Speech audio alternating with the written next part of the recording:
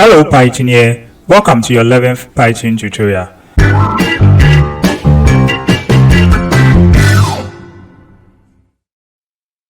In the last video, we looked at Boolean data type, which completed our lessons on data type in Python. In this video, we are looking at comments. No man is an island, they say, and also in the world of programming, no programmer is an island. There are times when you need to work as a team, or there are times when you need to share code with another developer. When we write our programs, in most cases, we are the only person, and of course God, who knows what we are writing. If we fail to be able to explain or to comment on what we are doing, then it will be very difficult for another developer to continue from where we've stopped or collaborate in what we are doing.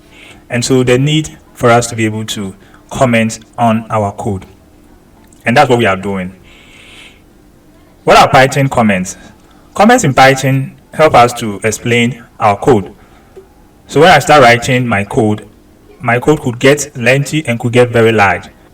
So it's important that I'm able to, comment on my code so that I can explain to another developer what I am doing, or to be able to, make it easy for me to update my code. It's possible that you could get lost sometimes even in the code that you have written, and so providing comments helps to explain your code, and it also makes code more readable. Once I read the comments on the code, then I can tune my mind to what the code is going to do.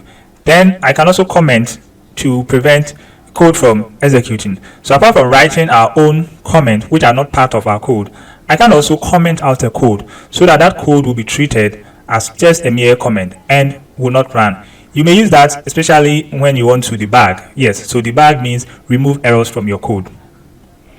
Comments begin with a hash or the pound symbol.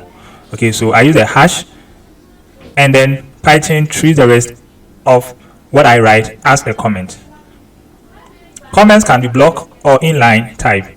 Now there's a third type of comment that is referred to as the documentation string, which allows us to, comment large pieces of code like functions, methods, a module, and then so on.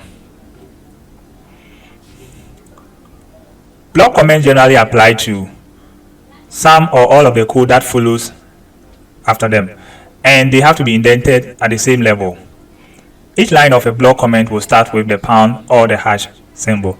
Let's see that in action in our code. So I'll switch over to my code editor.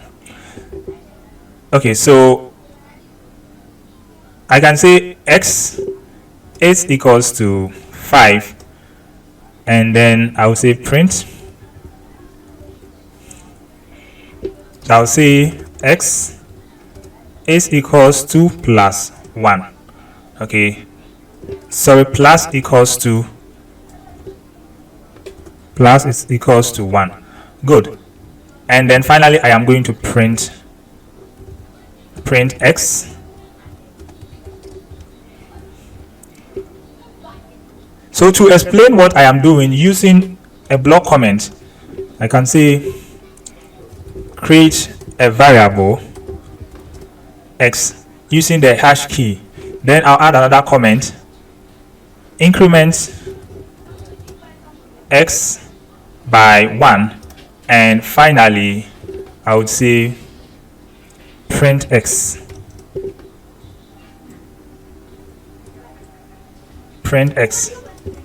Okay, so yes, so I create my code, and then when I run, okay, so of course this should be easier to read for you and I, but for somebody who is new or learning, creating a block comment can help the person to understand exactly what you are trying to write.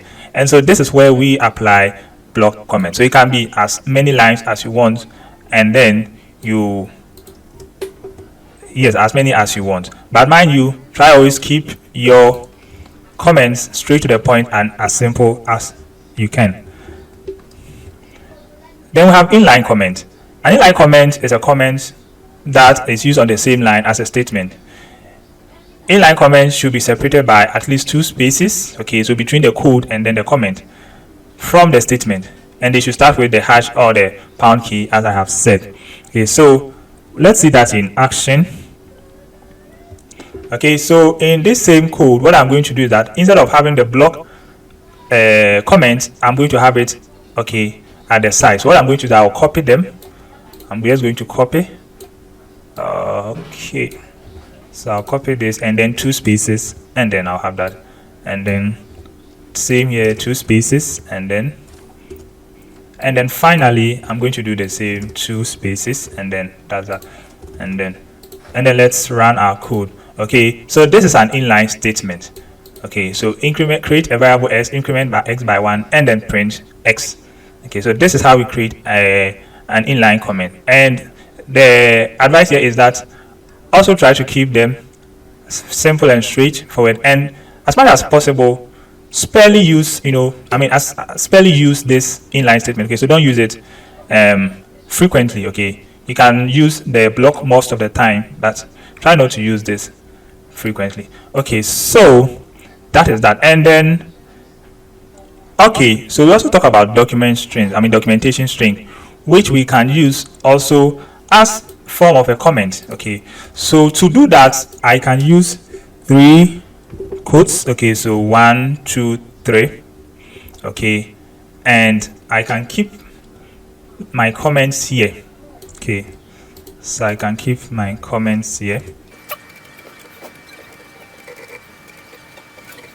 Okay, so this looks more like if you check our lesson on strings, this looks more like you are creating a multi-line string. Yes, so you can also use that, okay, to represent a documentation string, which you can use when you are creating classes, okay, methods, modules, and then so on. Okay guys, so this is all about comments, and I'll see you in the next video.